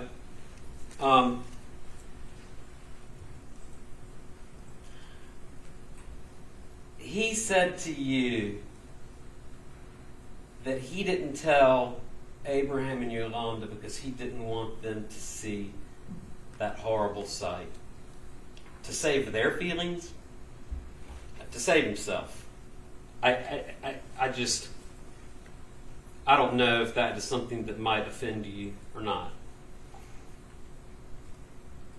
To Detective O'Neill. Well, I was truthful about some things. I only lied about Christina and the murder. Well, those are the two things we're here about, folks. You can't believe a word he says. All of the physical evidence leads to him. He lied to Detective O'Neill, and he told you. I was lying to him at first because he was trying to save the marriage part as well. Then when he found out that, maybe that was going south and they had him to rights, he backtracked on that. And then, he comes in here and says how scared he was of Kaylee and how she threatened him. Very vague, whatever those threats were, or her ties to organized crime, whatever that is. He actually doesn't really protect her at all in this. He says, yeah, she's violent, she does this, she does that, she attacks her mom. I mean, he's throwing her under the bus because he knows he's got a scapegoat. And he can just point the finger at her and then come in here and say to y'all, you can't do it. You cannot convict me of first-degree murder because the state cannot meet their burden as long as I point my finger at my scapegoat, Kaylee Lynch. He lied to the federal government. Do you think that person, and it looks like Christina was wearing about 4 inches worth of heels there, and I think the medical examiner told you her weight. The defendant said he was about 265. Do you think that he could have held her from behind just like he and Mr. Webb demonstrated for you the other day and stabbed her 16 times without getting injured himself? Do you think Kaylee Lynch could have done that? To you.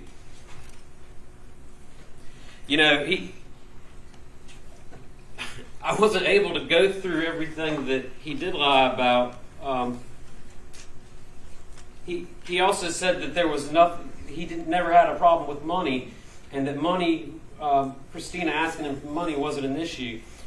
And again, I don't think you need to go back and read all this. There was just so much we couldn't get into all of it, but he does tell her at one point that you need to stop spending so much money, you're going to ruin my budget. You need to learn how to save and not spend a lot. That's page 494, 27, 3 days after she learns about the journal. Then in all caps on 540, she's lost another job. And he says, don't do no more stupid shit and don't hang with the wrong crowd. All caps. There were things that he said didn't bother him. It was impossible for any of us to go through all of this. He tried to have an answer for everything, which I think when you're using your reason and common sense and evaluating someone's truthfulness, you should consider. We have gone into this a lot, and again, I think that this is really what this case comes down to. The opportunity for him to see, hear, know, or remember the facts and occurrences about which he testified. And again, this goes to crafting his story. There's lots of things, like the threats Kaylee made to him. We don't know what the threats are. It's kind of vague. When he talked to O'Neill, we FaceTime. I don't remember what we talked about. We were just, talking about nothing. But then to you, he says he remembers Kaylee stabbing Christina and holding a blue rag over her mouth. That's because there were blue rags that were taken into evidence with bleach marks on them from Kaylee's room. That was the only piece of evidence that Raleigh found that they were even able to attempt to look at. The manner and appearance of the witness, any interest, bias, prejudice, or partiality he may have. We've gone into that at length. But if you think that, he was over-explaining, that he had an answer for everything, that he seemed nervous, or that he didn't seem nervous, which is more chilling. But, again, you get to decide whether or not you believe anything he has to say and whether his testimony is reasonable. And again, Kaylee Lynch going to work 2 days in a row, leaving Christina's dead body there, her mere existence paralyzing the defendant for 2.5 years into sitting on this story that he has saved for you at his trial. Reasonable? And whether the testimony is consistent with other believable evidence in the case.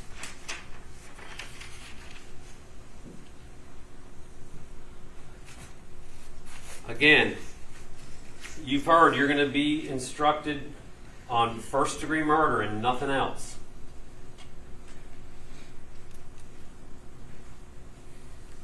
And the defendant wants to play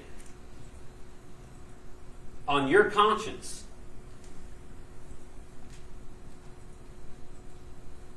That's why they spent 10 minutes giving you the history lesson about letting the hundreds or dozens go free rather than letting one innocent man be convicted. They want to scare you and dare you to not find him guilty. Because what if you got it wrong? Use your reason and common sense. Follow the evidence that we've presented to you. You will not hear the judge tell you in his instructions that you get to decide what happens to the defendant, that you should concern yourself with it. The only inquiry for you is whether or not the state has met its burden beyond reasonable doubt. So I would urge you, you didn't make any of these choices. You didn't ask for any of this. We've kept you here for 2.5 weeks now, and I'm sorry about that. He made the choices. I don't want you, nor does the law allow you, to let your conscience get in the way of doing this, of having a kind heart, or whatever. That's not, and you all do, you're good people. But that's not what we're asking you to do. And you're not making a moral judgment about him on any other day. It's just whether or not he is responsible for the murder of Christina Matos, which he is. So please, I'm sorry that you're in a position where you're being pushed, and I don't want you to feel bullied about the consequences of your decision, because there are consequences to his decision. Where's the knife? Again, Kaylee's car wasn't searched. The defendant, all evidence led to the defendant as the murderer. Yesterday and today, the defendant gets up and says Kaylee handled the murder weapon. We all agree that this knife is the sort of knife that was probably the murder weapon. This piece of plastic was found in the murder garbage. This piece of plastic that matches up perfectly with it was found in the defendant's car. That's the hilt to a knife, folks. You can look at it and put it together.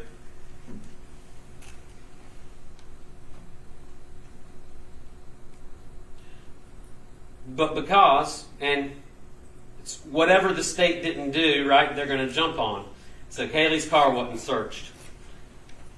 Kaylee's got the murder weapon. State didn't meet its burden. Again, reason and common sense. Is it over the muffins? Is it over the thermostat? Or is it over the defendant's immigration status? Over the defendant's deteriorating relationship with the victim? The unknown hair. You heard evidence about the hair sample and how it wasn't matched up or how it wasn't identified. But if you'll remember, you also heard that from one of those hairs, they were able to extract the root, and Sarah Ellis from CCBI was able to identify that hair as belonging to Christina Matos. We're not hiding the ball. The defense is literally grasping at hairs to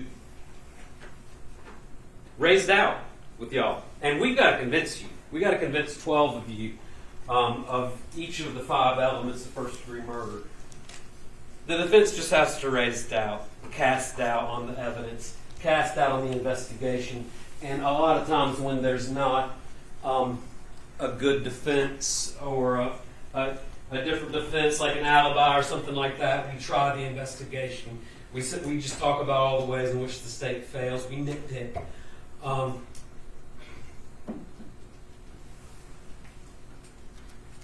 This is the hair, or at least one of the hairs that we're talking about, stuck to Christina Matos' blood-stained body, blood-soaked body.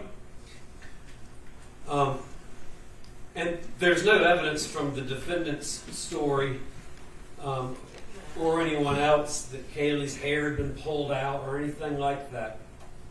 What would have happened had it been Kaylee's hair? Let's just go there for a moment. Mr. McWilliam has a great imagination and is an intelligent and persuasive lawyer. And let's say this had been Kaylee's hair. And Sarah Ellis said this too. No probative value. They're all roommates. Their hair's around. You know?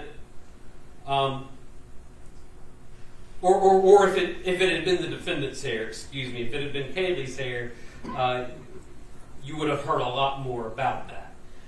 But say it had been the defendant's hair, or you found the defendant's DNA, and again, and you found it in his gloves, but again, you know, had the evidence been different, the goalpost just would have shifted. There's an answer for everything. And so, again, with regards to the unknown hair, that hair ultimately was examined by the DNA expert. We don't know anything about. We didn't hear from the hair. The hair person at the lab or know anything about that science. I think that we are all comfortable with the reliability of the science of DNA. And Kaylee Lynch's DNA and Erick Hernandez's DNA were submitted to her. And they're excluded as contributors to this profile. We're not hiding the ball from you.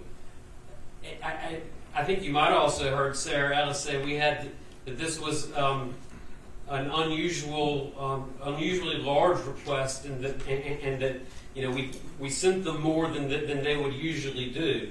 And at some point they had to tell us to stop, you know, because once again, it's, you know, DNA from roommates is going to be found in the apartment, which is the murder scene. So how probative is it? But, and I don't take offense. The defendant is very interested in the outcome of this case. So he can say that we're trying to hide the ball from you all he wants. But again, Kaylee Lynch's DNA was tested. Her fingerprints were tested. We looked at everything, and everything came back to Erick Hernandez being the murderer. First-degree murder The judge is going to tell you that the defendant intentionally and with malice killed the victim, that you need to find that in order to find the defendant guilty. And he'll define that. Malice means ill will or spite. To be sure, that is malice. It's also a condition of mind that causes someone to take the life of another without justification or excuse.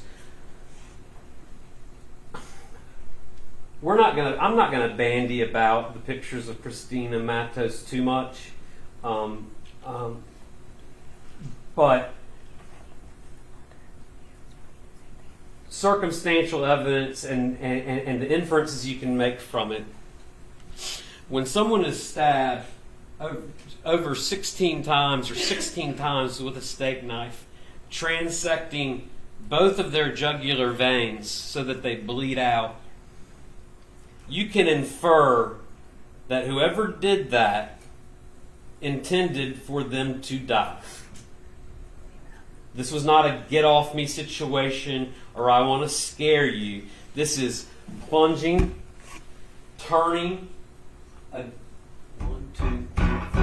16 times, pulling it in and out of her skin, pulling it across her jugular veins, cutting into her face, into her muscular tissue, again and again and again. That's malice. I don't want you to spend a lot of time on that. And it's not an accident.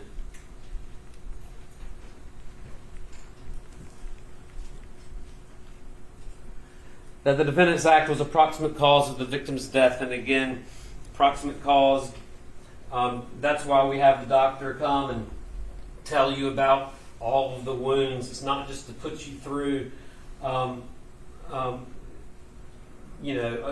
certain kind of torture. And I know it's torturous to look at.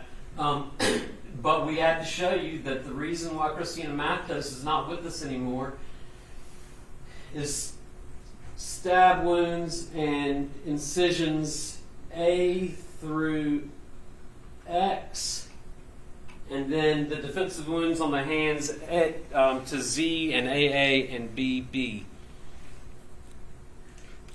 She was young and otherwise healthy. She died at the defendant's hands.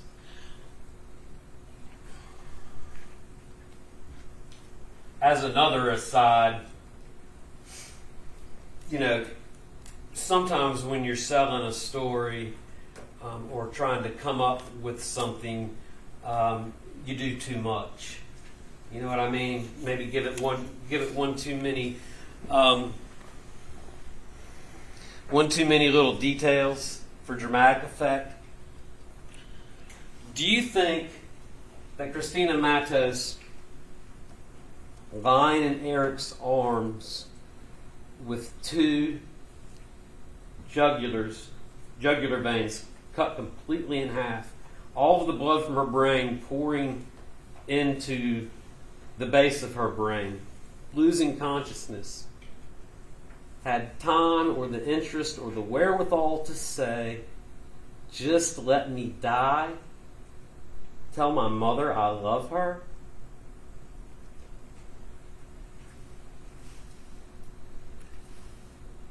The defendant said that Christina's mother is sitting right there, and she had to listen to that. The defendant, who was interested in the outcome of this case, I don't know why he chose to give you that fact. Maybe given a detail like that makes it seem more reliable. Why would someone just say something like that? It's rough stuff, folks. He intended to kill her. That the defendant acted after premeditation, and that he acted with deliberation. Okay. Premeditation. He formed the intent to kill over some period of time, however short, before he acted. And deliberation, that it was done in the cool state of mind. And this is Mr. McWilliam was saying how some jury instructions are good for us and bad for us. The state hates this one because it says cool state of mind. It goes on to say that there need not be a total absence of passion or emotion if the intent to kill was formed with a fixed purpose, not under the influence of some suddenly aroused violent passion, and we've underlined it's immaterial that he was in a state of passion or excited when the intent was carried into effect. That premeditation and deliberation can happen in the time it takes to get out of bed in room B, walk to room D, stop in the kitchen to pick up a knife, and go in there and confront Christina Matos, who you owe money to, who wants nothing to do with you, but still wants to use your bathroom at 6 in the morning or 9 in the morning or whenever it was. And you've had enough. Oh, and maybe you had time to go put on the gloves that were in your room as well. You saw the gloves, and you can kind of see a little bit of the pattern there.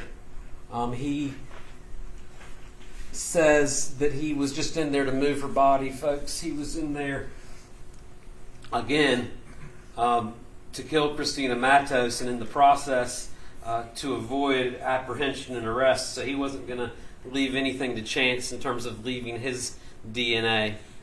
And you can see that. It's a small thing, but you can see it.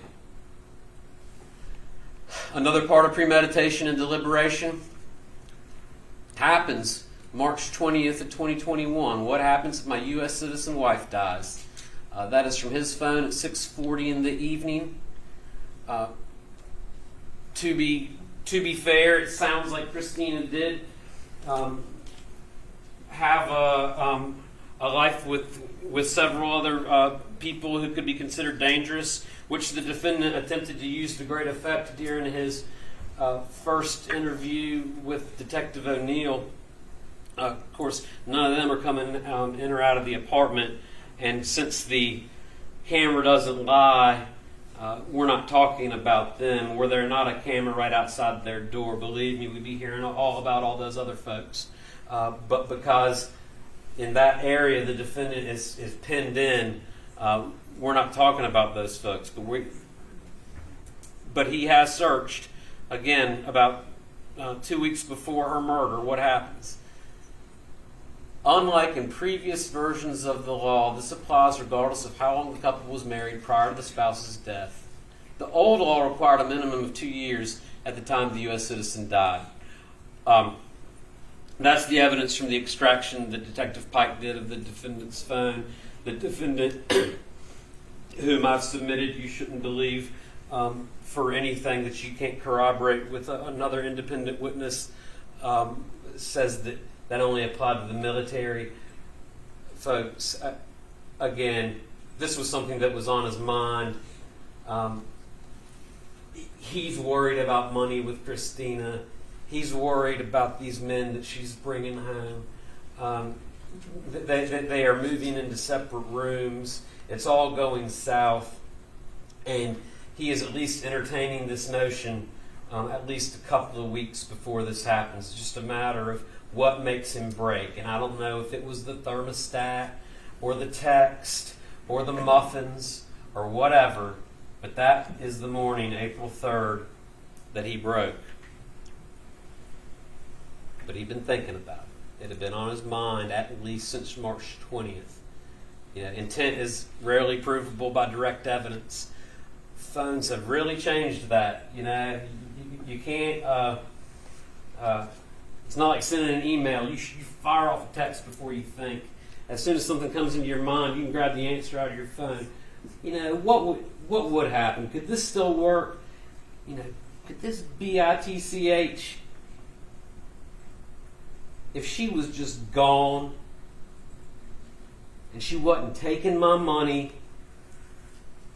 and bringing these guys around, these gang members or whatever, there's no evidence of that.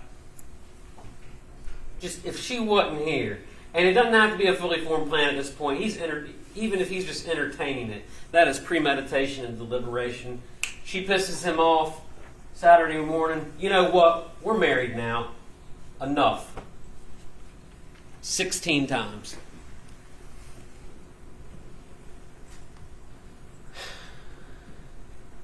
Deliberation, again, a fixed purpose. He intended to kill her.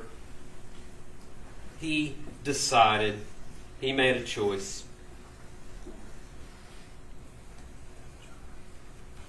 Beyond a reasonable doubt. Again, beyond a reasonable doubt is proof that fully satisfies and entirely convinces you of the defendant's guilt. It's not proof beyond all doubt or proof beyond a shadow of a doubt. I think you did hear it was the highest burden in the law, and it is good that you hold us to it.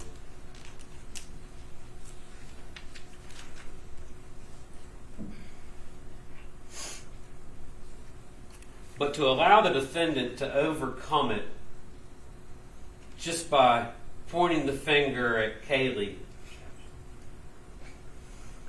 that's not based on reason and common sense. None of the evidence pointed to her. We get ready for these cases for a long time, but while you're sitting here and you're actually hearing the evidence, we think about it too, like you do. And one of the things I started thinking about was, Kaylee fought a lot. She fought a lot with Christina. She ultimately started fighting with the defendant. She fought with the other roommates. She apparently lies too. Much like the defendant who had opted for sleeping with her instead of Christina by the end of all this. But she'd known Christina for a long, long time. I mean, their whole lives, essentially. And there's no evidence that they had ever actually hurt one another. To me, using my reason and common sense, and what I think you might find is, one of her subsequent roommates said it was like living with someone on a reality show. You'd get up in the morning, there'd be some drama, and it'd be kind of crazy, and she'd be yelling about things, and then she'd just go on to the next thing. Maybe someone like that. It just kind of bumps from thing to thing. Everything's dramatic. Everything's a mess. But she didn't kill anybody. She didn't kill any of those roommates. She didn't kill Christina. She didn't kill Reagan. She just kind of was out there, and didn't have what the defendant, I feel like, has, and I think that you have seen through his interview and through his statement. It's a feeling of entitlement. A feeling that he's better than both Kaylee and Christina. And he's putting that in front of you. I'm from a good family. I work hard. I work at the yarn mill. I help people out. I'm a student. I try to impart my wisdom on Christina and Kaylee. And they run around with the wrong crowd. And, he tries to talk to you about Kaylee being racist, just throwing her under the bus, talking about how awful she is, and, how Christina is living so dangerously and making terrible decisions, and they're both doing drugs, and he only smokes a little weed. Again, who knows? Who knows? Because you can only hear from the defendant, and we don't have the direct evidence to prove otherwise. Otherwise, he wouldn't say it. But it's almost like he feels like it's okay. It's okay to murder Christina Matos because she was hanging around the wrong crowd. That it's okay to point the finger at Kaylee Lynch. Send her to prison. She's a mess. They're both screwing the same basketball player. They're always fighting with other people. They're not good people like me. He's the worst of all of them. And he's guilty of first-degree murder.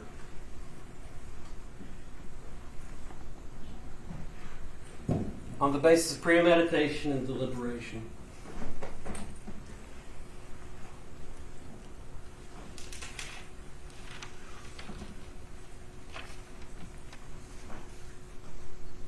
I told truth and lies.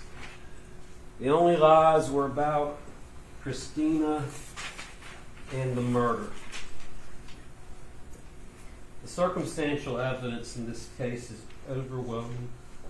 It's overwhelming.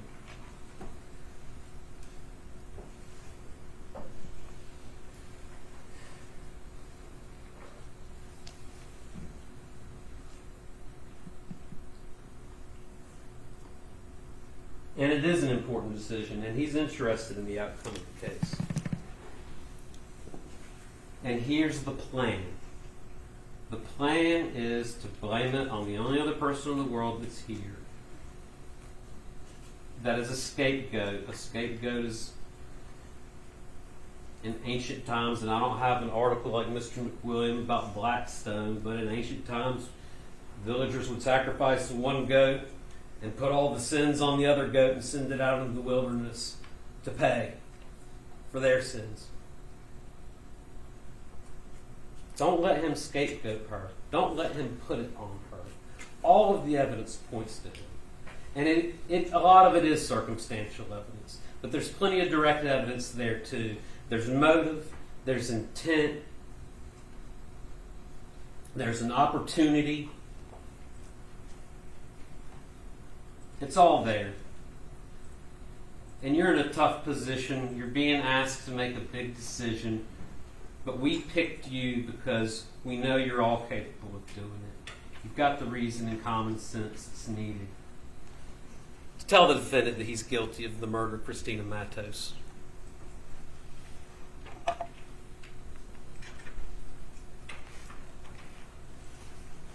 Thank you. Thank you, Mr. Lively.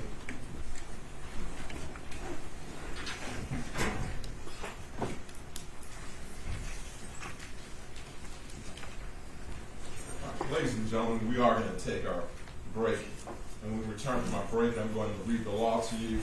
After I read the law to you, and I'll send you to the jury room to begin deliberation. Once again, do not express an opinion, do not form an opinion, do not discuss the case. You've heard the arguments of counsel, but you haven't heard the court on the law. We're going to take a 10-minute break as opposed to our regular 15-minute break. So we're going to come back at 4:10. Everyone else remains seated while the jury leaves the courtroom. If you'll leave your pens and pads in your chairs, we'll see you at 4:10.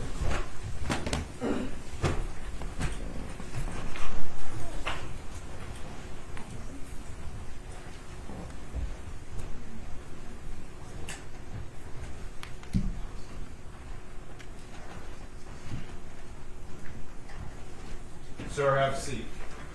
Thank you, Sheriff. Yes, Your Honor. All right. Anything from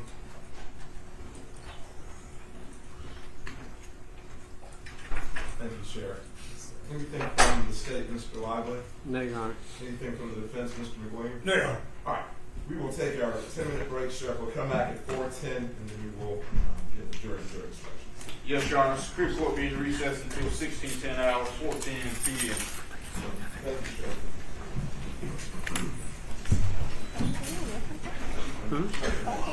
I forgot about it for a while. That always happens. Well, it's great. It really helps organize your thoughts. That's the reason why it's there. Yeah, right. Oh yeah. Thank you very much. You're welcome. Yeah, you got now. God damn it, I hate it when you guys convince me. You did a good job. Yeah. You raised as much doubt as I convinced you. Okay.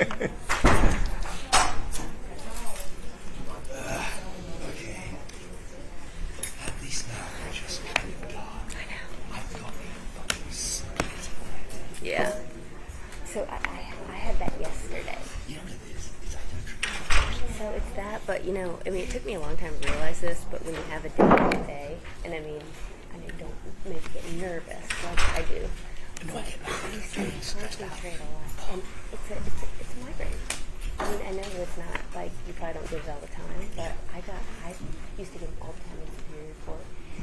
But yesterday I had one, and it was from trying to concentrate so much, trying to think about my cross, you know. Yeah. And I had one finally yesterday for the first time of this trial. That sucks. And so took me a long time. Donna Culpa gets terrible migraines, and one day I was like, I don't know what it is. Every time I'm in here and I'm focusing a lot, she was like, that's a migraine. Yeah. It's a stress inducing migraine. I don't get a lot of headaches. I don't either, except for doing this. Right. Well, it's not. Look,